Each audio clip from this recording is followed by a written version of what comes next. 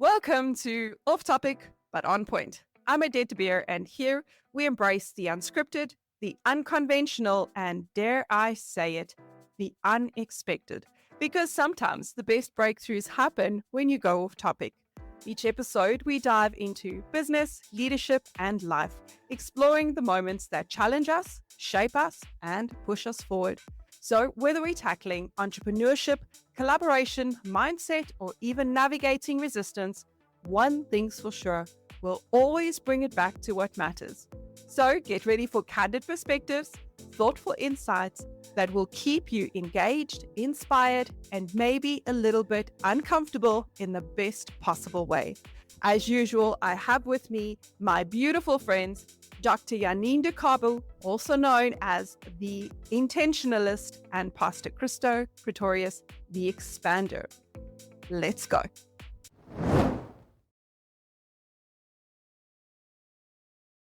Thank you so much for joining us. I am really happy to have you both here. And if you're wondering why there's that hesitation in my voice and maybe my tone of voice, it's because I am not in control today. Dr. J is in control. I am. The unscripted, unexpected, 100% true. We don't know what's coming. So, Dr. J, over to you. Well, the thing is, when I was just thinking about today and thinking about our conversations, I was thinking about growth, because that's something that we all are busy with on a daily basis. You know, part of what we do is growth. Either we're growing a person, we're growing ourselves, or we are growing companies, maybe even sales, but we are all involved in growth in some way or another. So I wanted to find out and ask the question is, what is your favorite growth analogy that you use with your clients? Well, good day, everybody. Thank you for having me today. Looking forward to some interesting conversations. Growth analogy. I think for me, it really comes down to past experiences. So I always use examples from where I used to be, where I am, and where I'm going. So I do a lot of reflection on things that I've done. And if I just look at growth, there's really two aspects of growth. There's the organic or natural growth. I'm 40 odd years old. I'm no longer, wearing toddler clothes. I just grew naturally. I just grew organically. Then also there's a second aspect where you grow with intention. You grow with purpose, where you decide there are certain areas and certain aspects that I want to grow in. And so, there's nothing I can really do about my length. That is something that just grows naturally, but I can work on other aspects. And so my growth analogy is really to look at, the things that has taken place within my life and that has contributed towards my growth, whether it's things I'm doing physically, whether it's things I'm doing for mindset, whether it's things I'm doing to grow my intellect and my understanding of topics, whether it's things within business, within faith. I normally look at that from a reflective perspective. I hope it answers the question. And I think you forgot about expand, because if I think about you, I think about expand. That's for me is the thing. When I think about you, it's like I'm going to expand, whether it's personally, whether it's physically, whether it's mentally, whether it's in my skills. I think if you put it that way, favorite. If you put it that way, yes, definitely. Thank you for helping me out here. It's still early mornings. So expand is just simply to grow in size, extend your influence, and then develop a plan to execute. So that's like the process that a little bit more defined. Thank you very much for helping me with my very own mission statement. You see, sometimes that's why we need each other, It's true. It's true to remind ourselves. We had actually a great conversation the other day, Odette, about you as well. Is where do we all kind of fit in? And I was saying to Pastor C, when I look at him, I see long term. He can really plan vision well. And it's not like we can't, but he's really good with doing 10, 20, 30 years in the future I'm really good with finding the middle way, the strategy, how we get to do that. And then we're like, okay, so what does Odette do? And we were like, she's the person that gives you the experience, like right now. Now. Like Yeah. she works on the right now. And the three works really well together because basically when we speak, you have to listen in that way as well, because we're speaking about the now, the middle, the interim, as well as the future, which is the vision part. So yeah, Pastor C, you Absolutely. really help us to expand. Yeah, we Thank you do. very much for And reminding stretch me. it. I think that's a very good way of position 3. I want to say personalities, but it's more than personality, because when I think about growth and when I talk about growth to my clients, I always talk about growth in the context of comfort zones and in the context of the expansion of the universe. The universe is not, will be, not has, but is constantly expanding. Yeah. Every day there is a new galaxy. Every day there is a new, and we are in this earth, part of this universe, part of this whole creation. And as it is, so are we. So when God created the universe, he sets in motion things to constantly grow, constantly expand. And then as humans, we fool ourselves in thinking that we can be different. We think that beautiful experience you had when you were in your mother's womb, when everything was comfortable, we think that's what life should be. But that's not, that was just the initial, this is where we need to keep you safe so that you can grow and expand with the universe. Because if you think about the universe constantly expansion creates impact and a ripple effect. That's not, it doesn't impact, it will suddenly a future impact. It's now. Now, the universe is bigger. Now, there are plants growing. Now, that's happening now. You may not see it, but it's happening. And I think about growth, I think about the fact that we have to choose to grow. It is a choice. Yeah. And when we choose to grow, and like Pastor C said, when we're intentional about the growth, whether it's personal, financial, business, doesn't matter what it is, when we're intentional about it, then we get to choose our hard, because everything is hard, versus when we try and maintain comfort. Because when we try and maintain comfort, again, you're in a universe that's constantly expanding. That's when life throws things at you where you're like, oh, I thought I've dealt with this before.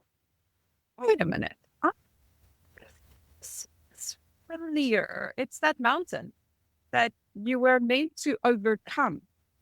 Instead, you were like, oh, no, this one's not for me. I did this mountain. You try and be a taxi driver and be like, I'm going to meet you there. But you can't meet us there. You have to overcome it. You have to go through it. You have to do the thing. When you avoid doing the thing, it comes again and again and again. And that is far more uncomfortable than just saying, oh, this is hard. I realize it's hard. And I'm going to keep going because on the other side of the heart is something really cool. I love that. I love that analogy.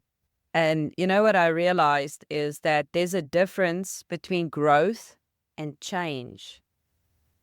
Because change is constant, right? It is happening. We are part of change, but growth is a choice. Even if you think about what Pastor C said about your land, a plant, things are changing all the way, all the time. It might appear to you as well that you are growing, but you're not growing, you're changing. Change happens, it's constant. Growth is a choice. If you look at a plant as well, it's like if you talk about bearing fruit, it bears fruit, right? That's the growth part. Otherwise, it's just changing. It's getting bigger and bigger and bigger. It's changing. It's not growing. The growth part is the bearing fruit part of the process. Absolutely. It's interesting. I see you wrote down ripple there, ripple effect. You know, if I think about the ripple effect, and I mean, something that you And that's the beauty of friends in this relationship. And, maybe as we go along, people will start to realize how much we support one another, willingly, unwillingly within our lives and within our journey. And it was something that, you and myself are speaking about regarding, just expanding and, leadership. And it's something that you mentioned, if you look at the content that I've developed when it comes to leadership, it's this ripple effect, it's like that. We called it a shiffer, the little stone that you would throw in the water and it would bounce, multiple times, and then it creates these ripples. And you said that that's the way that you like see, me and the things that I've done. And it really opened up a, perspective that I've missed, realizing that, every single action that we take has got an impact within the lives of other people. There's that ripple effect. For some people, it's a big change and they, transform their life around it. For others, it's simply just, a sharing of ideas, a sharing of a thought. The Bible says iron sharpens iron. So the countenance of one, the other, it might just be, some sharpening that takes place. But that's the beauty of expansion. It's the beauty of leadership that I've seen, is that there's these ripple effects that takes place. And, the beauty is that it starts small, but, that ripple becomes bigger and bigger and bigger and bigger and bigger. And, until it's at the end of the pond, and it hits to the shore. And, depending on how big the stone is that you throw in, the bigger that waves or the wake is, and the more it impacts, not just on the water, but even more so on the land. And if you think about a tsunami, where is the biggest impact within a tsunami? It's not, where it starts. It's not even in the ocean. It's not even the waves that are so big.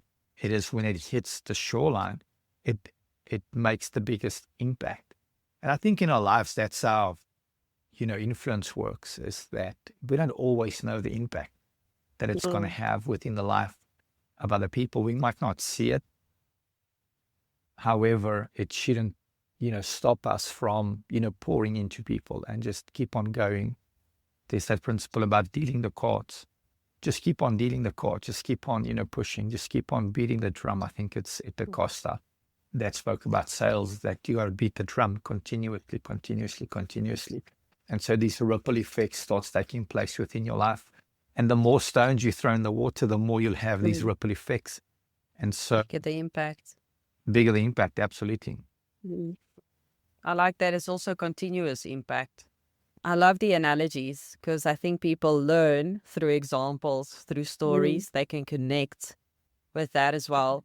And it makes me think of intentionality as the way that I've put it forth with the 10 on the inside. That was obviously very intentional. But when I was going through that and I was working through the 10 points, the point of the analogy of the 10 was to make it simple for people to understand and simple for them to remember. So intentionality is 10 ways to live a rewarding and intentional life. And these are the 10 things that then goes into that. And if we can help people through stories, analogies, principles, principle is a solid thing. It's never going to go away. If we can help them through analogies with the principle, then they will be able to apply it to their life, add it to their habits. I really enjoyed the book Atomic Habits, where he speaks about habit stacking, because I think what happens a lot of the times is that we think I need to form a new habit, like really another habit. How, where am I going to put this in?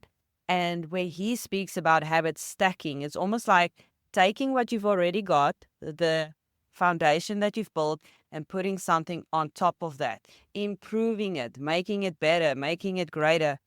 Sure, many years ago, I listened to a podcast of Greg Rochelle, and when I listened to the book, that was the first example that came to mind, where he spoke about, and honestly, it was a long time ago. I'm going to give you the analogy or the principle behind it because I can't remember the exact things. But the point was he wanted to start to exercise, to gym. And the point of the matter is, and like I said, I can't remember exactly how he did it. The point was he went to gym every day, for example, 15 minutes, just 10 minutes, kind of just walked in, swiped his card. If you think about South Africa, swiped his card and walked out. Just every day went to do that. Then he went there every day for 10, 15 minutes. And so it increased.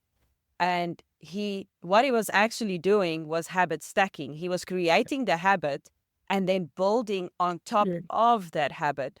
And it ended up him going to gym 7 days a week at hours at a time. And that was his choice, obviously, but that is how he stacked it and how he built the habits. And I think the point of analogies is to help us to connect our experiences with an example and with a story so we can relate and apply it to our own lives at the end of the day. I agree. And I'd like to just backtrack, if I may.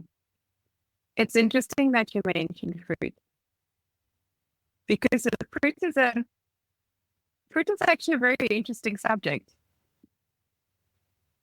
If you think about fruit, we often think.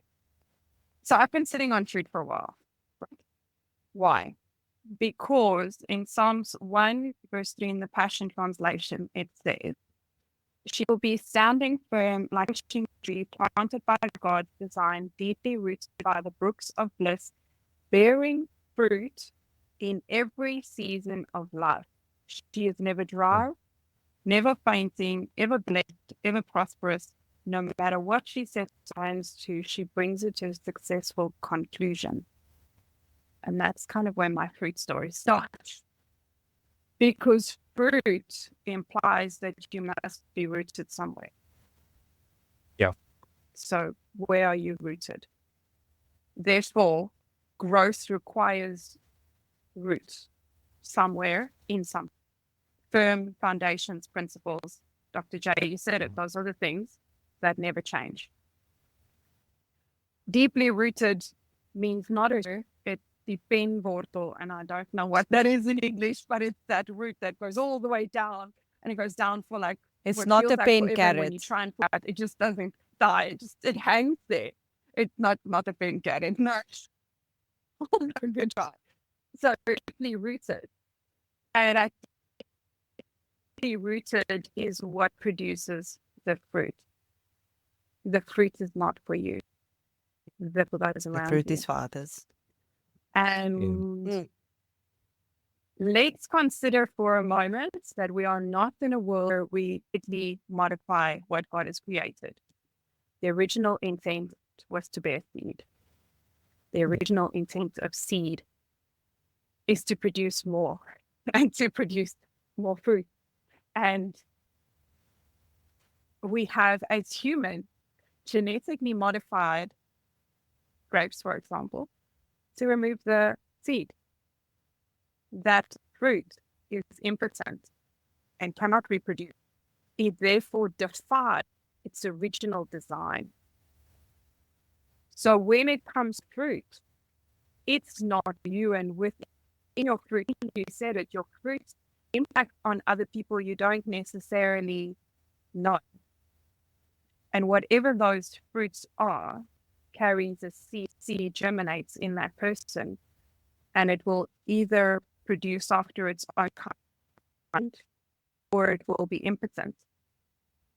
So the question is, what fruits are you bearing, and what seeds are locked up in those fruits will either grow and reproduce, or grow, be consumed, and die. Fruit also is defined as a mature ovary of a flowering plant that contains seed. There's a birthplace that happens in fruit. And again, it's the birthing, and that's beautiful actually for us to see, because leadership is about something in someone else. I read somewhere, and I can't remember the exact scripture, but I read somewhere that either points to or insinuates that everyone has been called as a leader. Every single human being on earth is called as a leader. True. Everyone. Correct.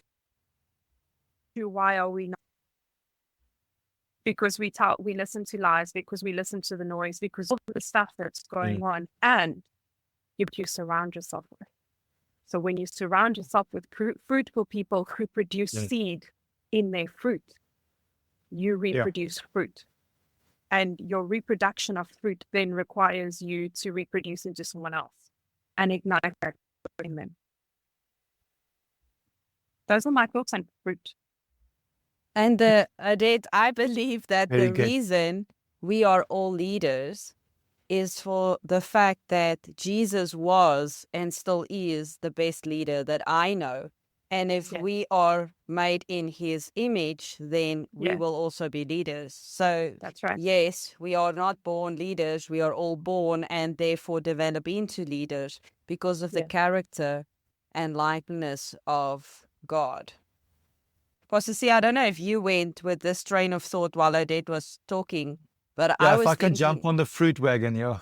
yes, exactly. I was just thinking Give about us an your avo give us your tree as an apple. example. Hmm Well, I'm not going to go with apple. I'm not going to go with apple. I'll go with pepperdews because that's what I'm growing hmm currently. Ooh. Just before I jump on the fruit wagon, when you were speaking, I did it. It's so powerful that, fruit is not for us. It's for the other people. And people might say, "No, we know that." Exactly. I was just thinking as you were speaking, like if I look at a tree that's got fruit, and like I've got this pepperdew tree now, is the fruit starts out as a flower, and then it, obviously it starts to grow. It's green in the beginning, it turns a little bit orange, and then it turns bright red. But after the bright red, if you don't pluck it and eat it or use it, it gets rotten. And I was just thinking as you were speaking about that our fruit is for other people. But if we don't allow people to eat from the fruit of our life, that fruit becomes rotten within our own life because it's not for us. The tree doesn't use that fruit. If it doesn't, get plucked and somebody eats it, it's just going to rot and it's going to waste away. And I was just thinking about, how many times, we might limit people from eating from the fruit, of our life.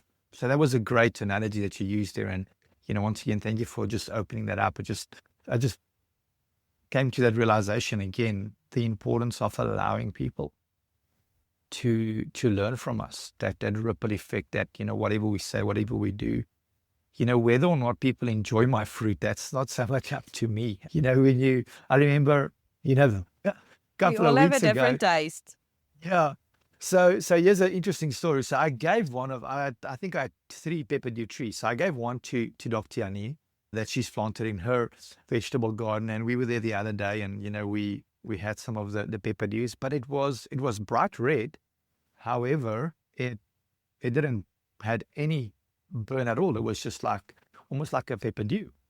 And so I thought, interesting, maybe, something went wrong when I planted it. And so mine was started to grow. And Christo, my son, he grabbed it. I didn't think anything about it. It doesn't. We And he's tested eating. it. I mean, the juice was running, over his chin, over his chest, or down his throat, onto his chest. And the next moment, he starts to cry. And I realized, and then I took a bite, and I'm like, whoa, this thing is quite hot. And as Shami had all these red foot marks that didn't last too long. However, Sorry. I apologize if my fruit is not, according to your taste. It's just the fruit of my life.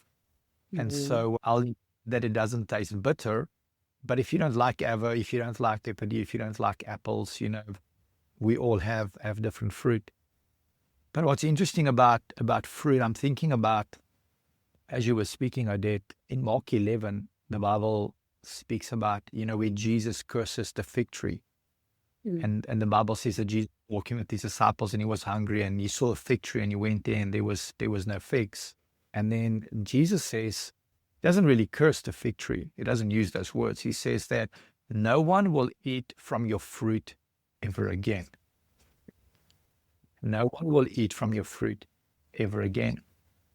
The next day, as they walked past that same tree, the disciple says, look, Jesus, the fig tree has withered away. As a matter of fact, they say, look, Jesus, the fig tree that you have cursed has withered away. So the disciples brings the word curse. Jesus just said, no one will eat from your fruit again.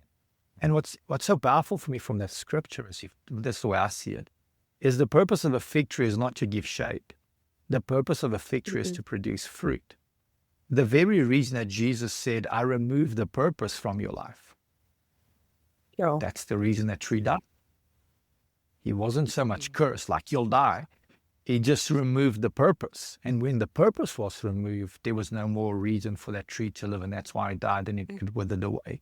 And once again, in our lives, it's so important that we live within purpose. Because if we don't have a purpose, then what is the reason for our existence? And both of you alluded to the fact that we are called to be leaders. We need to be leaders. The first person to lead is yourself, and then your family, and then the people around you. And so each one of us has the capacity, we have the potential to lead. If we don't take up that responsibility, yes, it will wither away. If we don't fulfill the purpose, it will wither away. If we don't share the fruit that is upon our life, you know what's going to happen? You're going to wither away. So thank you for opening that up and allowing me to jump on the fruit wagon. So pas te sê ek wou net gou teruggaan to your analogy of the peppers. How long did it take for the fruit, for the tree to grow and for it to bear fruit? Yeah, so I've had that tree now for 4 years, and I would say this is the first year that it's fully producing. So I think the first year that I'm produced, the second year there was like 1 or 2. Last year there was a couple. This year, as a matter of fact, I'm doing this experiment because I counted it's not a big tree. It's maybe a meter high. It's not that big yet. So I've pruned it back a lot last year. There's over 100 pepper dews. I took the first one that I plugged, I cut it open, and interesting enough, there's over 100 seeds in that one fruit. Wow. And so what I'm doing now is I harvested the seeds, I put it in a packet, I'll sow it in July when it's the time to sow it for the new season. And I want to see out of the 100 seeds, how many trees come up. And then, just a little experiment is to say from one seed, from the one tree, there was 100 fruit. From the 100 fruit, I took one that had 100 seeds. And from the 100 seeds, how many has grown?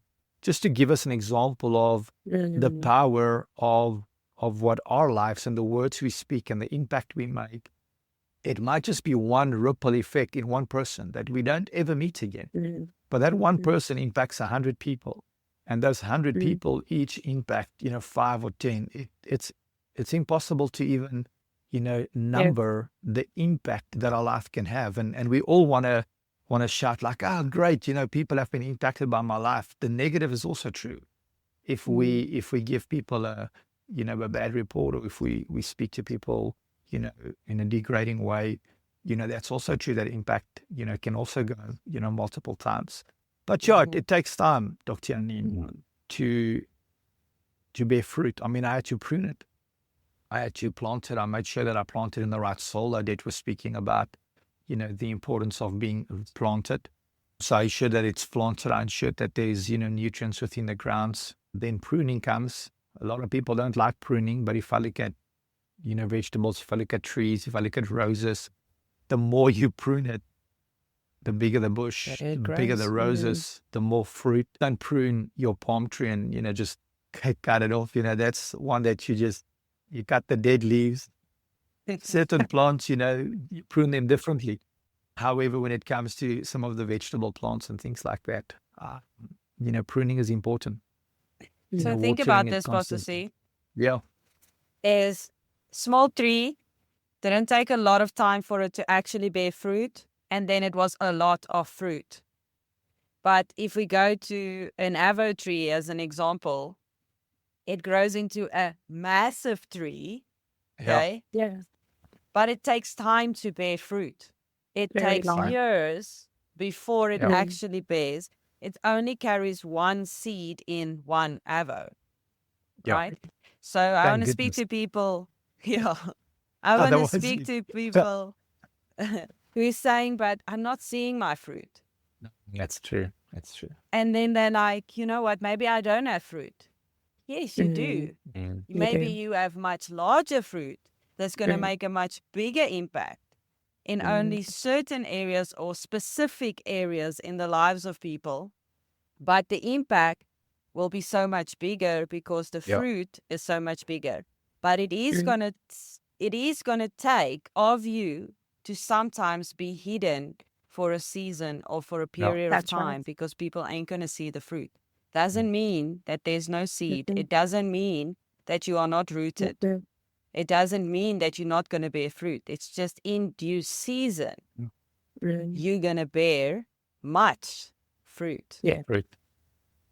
And it's interesting that's that so you true. mentioned that, Dr. J. I sat and thought on a similar line. You know that Jesus's ministry was like 3 years. He changed the world. Save millions, will save millions. But for 3 years, he bore fruit that we now live off. And I think we have a misconception of what we should be doing. And because if you think about the fact that we spoke about it in one of our previous podcasts, like 100 years ago, you would only hear what your neighbor tells the baker when you go to the baker. That's how it would be. And now we're bombarded with information from everywhere around the world all the time. And there's just noise and info. And we think that what we see is how it should be. We are all unique. Yes, Dr. J and I are 2 women. We are female. There are similarities in our DNA construct. Are we the same? Oh, no. Think the same. No. Do we produce the same fruit at the same rate? No. Have we got the same experiences? Well, Pastor C and I are human beings. There's a resemblance. Does that make us the same? No. We're the same species, sort of. But are we the same? Sort of. But the reality is that we walk around and we see people and we think that's what fruitfulness looks like. Yes, maybe it is what it looks like for them. Yeah. But that doesn't mean that that's what it will look like for you. Yeah. And it doesn't mean, I love the Colonel Saunders story, because Colonel Saunders was a broke old dude and spent his last couple of bob to go and try and sell his mom's chicken recipe. That's where KFC comes from. That, by the way, happened in his 60s. And we look at people around us that we judge by our standards or by what the media says is the right way. And we go, you're not fruitful, or you're not going to bear fruit because it's too late. But what the scripture says is that you bear fruit in every season. And what I love about that is that if you think about fruit in nature, it's easy to bear conditions. When the rain is coming, the sun is shining just the right amount of time, it's easy to be fruitful. It's a different story to bear fruit in the desert. It's a different story to bear fruit when there's a tsunami. What it says is that you will be fruitful in every season. It doesn't mean that your fruit will necessarily be visible in every season. How small is a mustard seed versus the other? It's not the same. And actually, as I say this, that the fruit that you bear in every season isn't necessarily to be seen by everyone, nor is it to be consumed by everyone, because every fruit that you produce has a different seed, and that seed will produce something else. So when you then go and produce fruit, you're producing the mustard seed fruit that is so small, it's so insignificant, you can't see it. But it produces a tree that's huge and strong.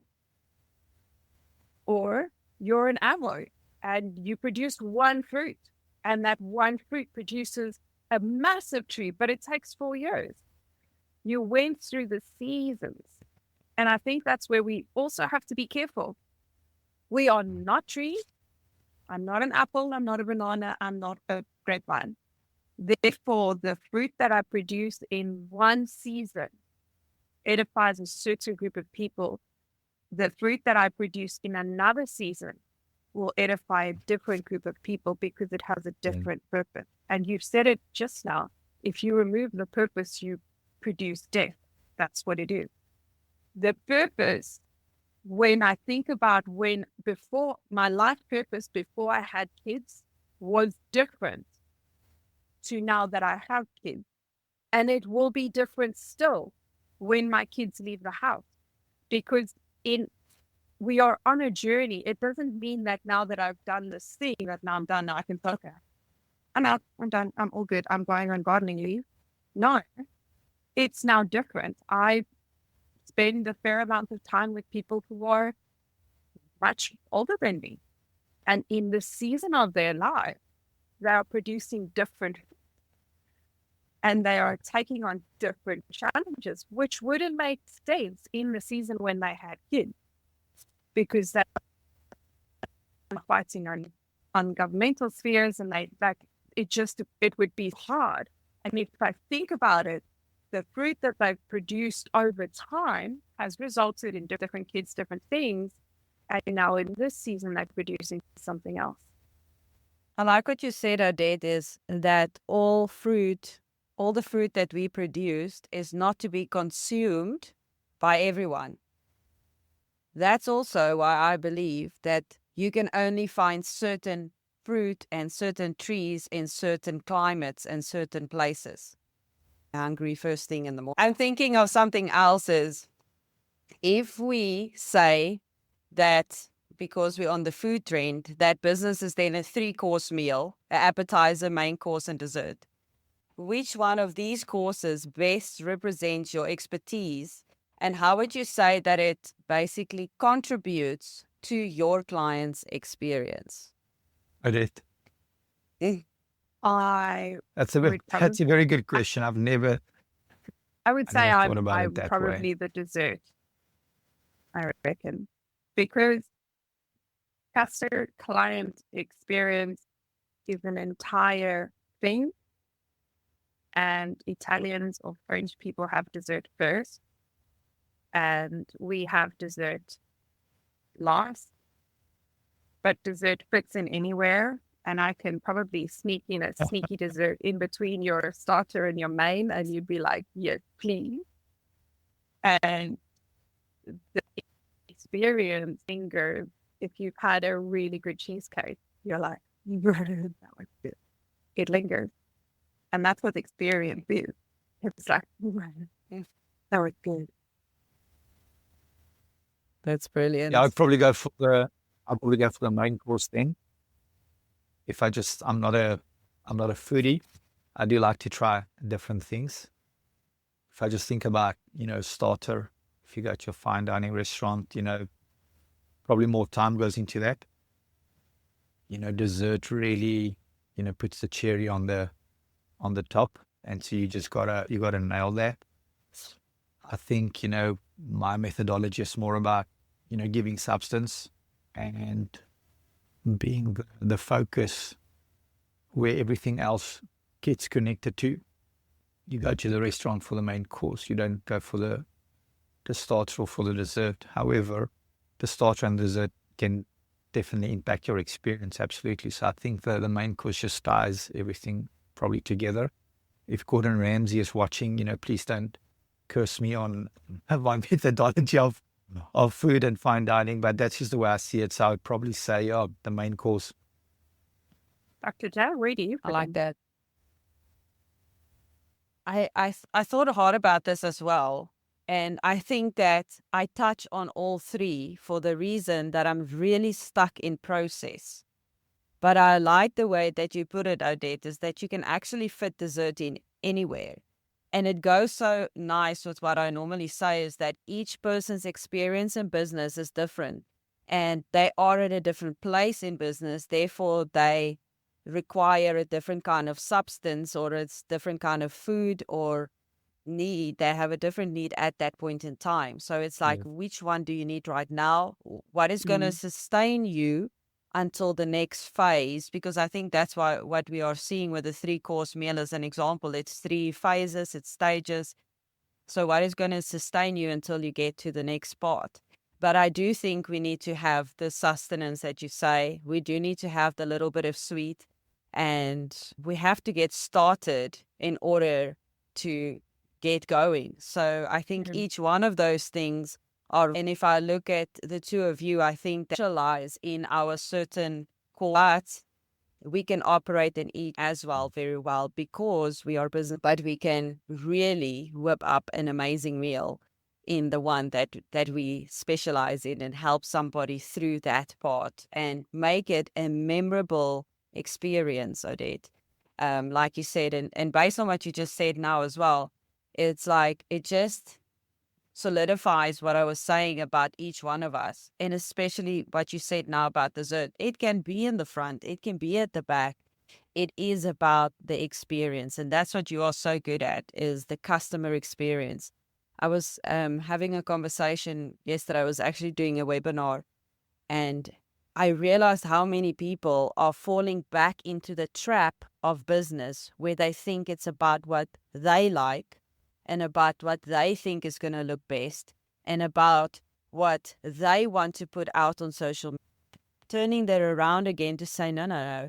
Marketing and business is a customer-centric approach where it's not really about what you like. Yes, there's certain things that you like, that you think is good for you and that you want to do, and that is the uniqueness of your business. That's your brand, right? That's your uniqueness.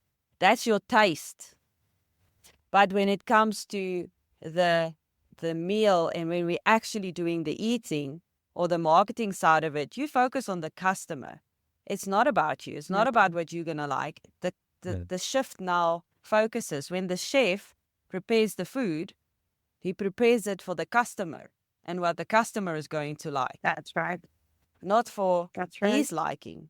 I think in our house, sometimes I have to prepare food, not because I like it, because my family likes it. And it's the same in business. And there's 5 different meals. That's right. You know, it depends, like you said earlier. Yeah, it depends what people need at the time. Do you need a fast food meal, or do you need, to sit down? Do you need a buffet? People are at different places, different stages, of life. Once again, the importance of, having your ideal client, understanding the customer journey, understand where people are at. I like what the Bible, says where, so the Bible says, this is my conclusion of what the Bible says, is to meet people where they're at.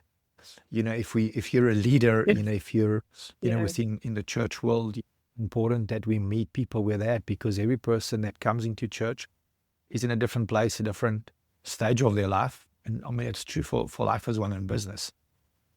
And so it's to meet people where they're at, understanding what we have to offer. But you realize that's not what they need right now. Isn't that what most of the people will tell you when it comes to selling? Selling is not about talking. Selling is about listening, and then just connecting the dots. So absolutely, I believe it's important that we meet people where they're at, and then we give them what they need. Even Be if fully it's aware dessert. or if it's dessert, yeah. I remember my brother, he was speaking about dessert going, at any time of the meal. We went to a buffet and he started with a starter, but also he had a bowl of chocolate mousse with his starter. And then he went and he got mains, and he had his main, and he had a bowl of chocolate mousse. Then he had dessert, like he got some cake and stuff, but he got another bowl. He just likes chocolate mousse. And he showed me that I could have chocolate mousse throughout my journey, and it looks weird. It looks weird. But you know what? It's what you need. He enjoyed his experience. And it's what he needs exactly. And we sometimes get caught up, with the little things that we lose focus of. Okay, but what is the reason the person came, and what did they came for? And if they simply came to inquire and leave, then it's great. If they came for something, then we give them what they came for. I think it comes down to strategy as well, because by changing up the way we eat or the course of doing it, for some of us, it's actually the strategy that we are using.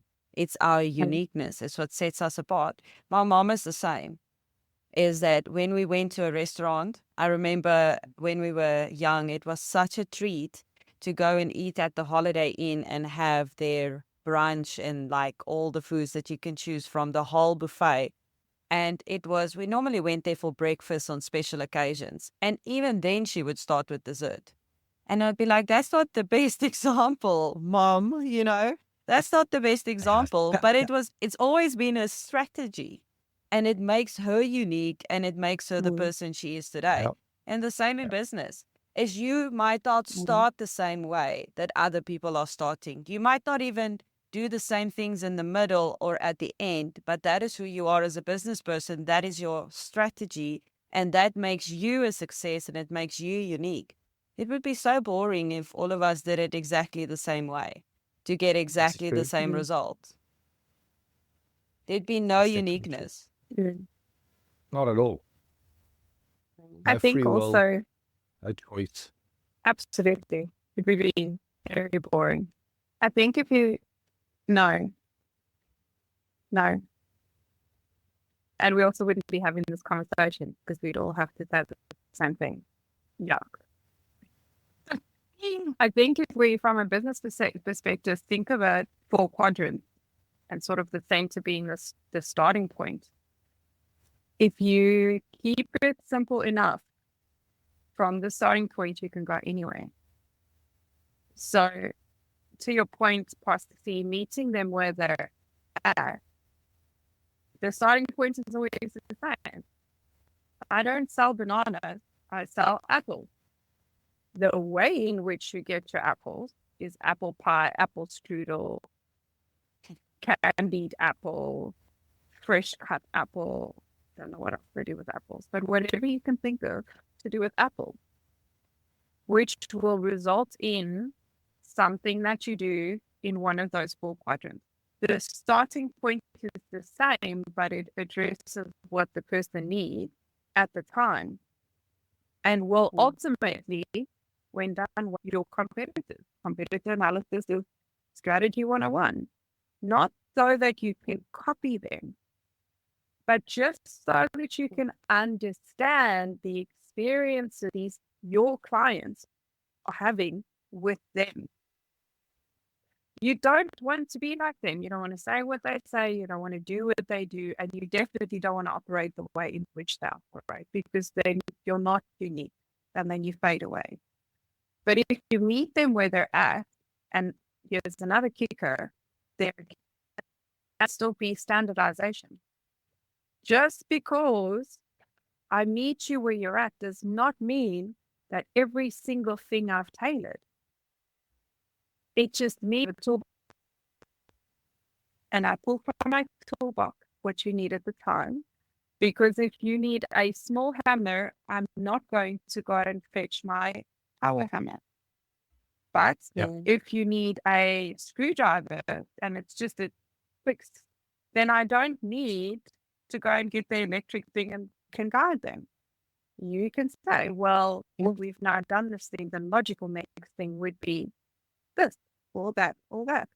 And all of that requires you to know them, to deeply care about them and how you could meet their need. Because without them, you don't exist. That's true. Was there a point in each one of your businesses where you had to completely rethink your strategy? Because I think sometimes we think things are going to taste nice. And then when you taste it, you realize that I had a total misperception about this. And if we think about strategy in business, was there a point in your business that you were like, I have to completely change my strategy? I had a total misperception. Definitely. Things didn't hit the way I thought it was going to hit. And I look at things 2 ways. I look at, what does the audience say? What is their response? Versus, what do I carry and what do I want to produce? And, it's important not to just get swayed away by, what the people want. And then you're giving them something not of substance because you don't even believe in this, but it's what the people want. I do believe there's a good balance that we need to have there. But I've seen that, or maybe the way that I've, put out content and the way that I, promoted and marketed the business and the strategy I had, wasn't hitting her. And I had to adapt. Absolutely. It has happened. You had to adapt. I don't think I'm there yet. We're still testing, certain things. I do know the moment when when that sweet spot comes, like we're going to be all in on that, because then that's what's working at this point and this time. It's like now when I'm done with this call, I need to go harvest some more pepperdews. It's now time to harvest. I don't look at anything else. We're now harvesting. And so, yes, definitely, Dr. Janine, there was times where I had to really look at the strategy and ask myself the question, is that this thing is not working. There's nothing wrong with the product. There's nothing wrong with what I'm offering. Maybe the way that I'm positioning it. Maybe there's something wrong with what I'm offering. Let me relook my offer. Absolutely. That has also taken place. And I think it's a good thing. I'm not saying that you should change, who you are and change what you're offering, but it's good to look and see, but is this exactly what it is that you need to do at this point in time? If you're a person of faith, you'll say, but this is what I heard from the Lord. Great. I don't doubt that you heard from the Lord, that you hear correctly, that you hear for the right time, for the right people. There's always a little things that we can tweak and that we can adapt to. Absolutely. I think that there are things that we embark on. This is a different result to what we expected, and that's wrong. It's part of the journey. For me, I have to reconsider this 100%. I think for a while, it does not. The market is different. The people are different. The environment is different. The competitors are different. And suddenly I found myself going, right. Oh.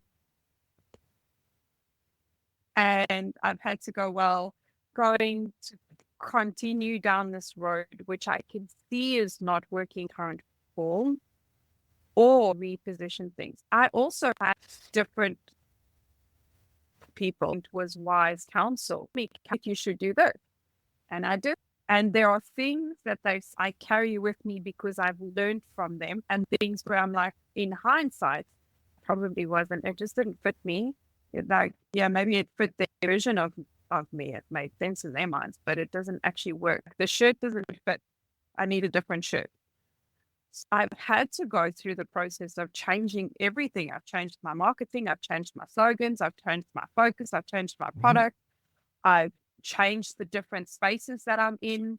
I've taken on things. I've put stuff down that I've realized maybe isn't necessary or just doesn't work right now.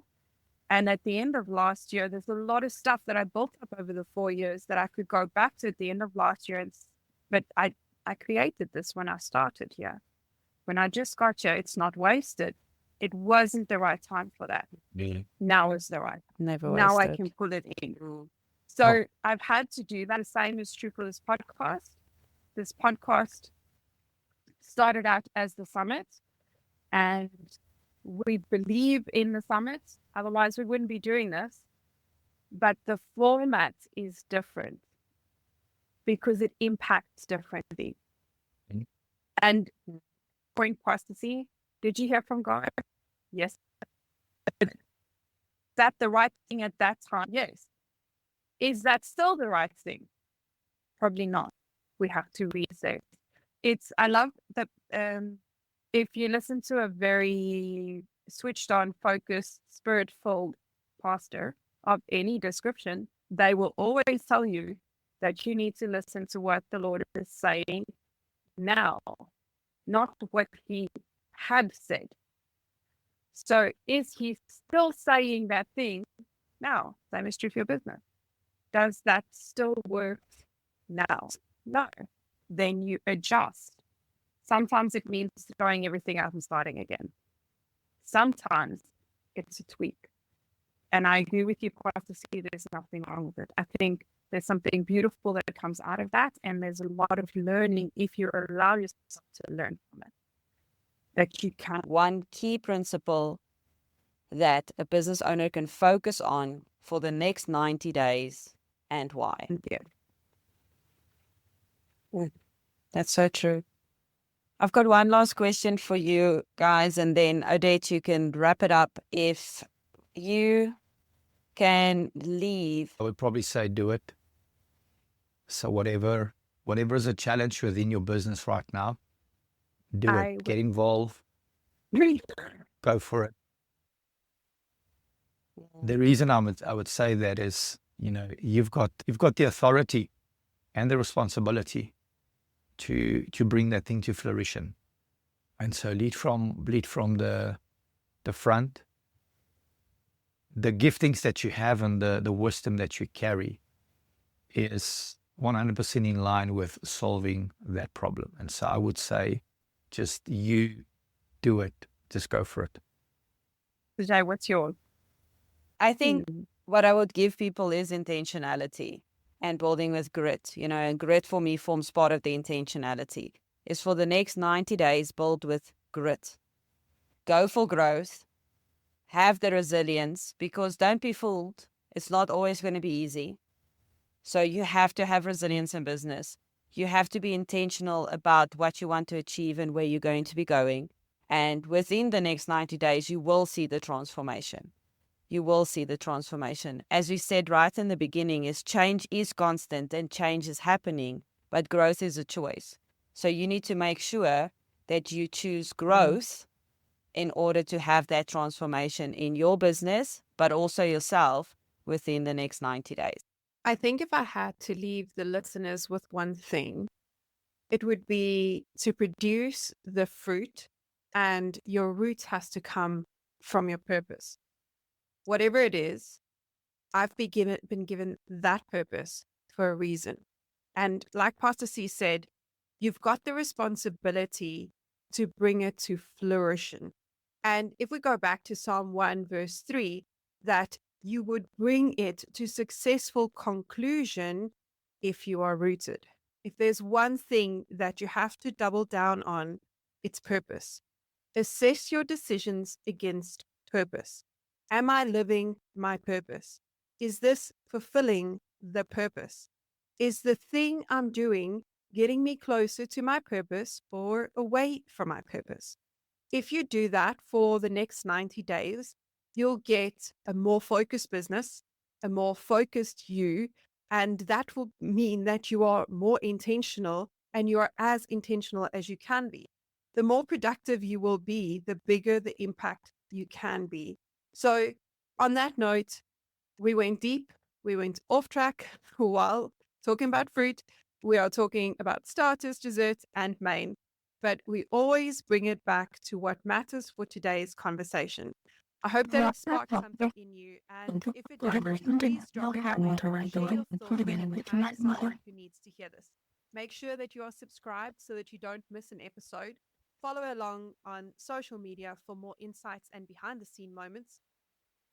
And we have a topic coming up next week, but the following week, Dr. J, I don't know what it is. If there is a specific topic that you'd like us to talk about, that you'd like to pick our brains on, please send us your questions, send us the topics you'd like us to unpack to Odette at amplifycoach.biz. We'd love to hear from you, and we'd love to talk about those topics. So thanks for tuning in. Keep thinking big, keep showing up, and remember, sometimes the best insights happen when you go off topic. See you next time.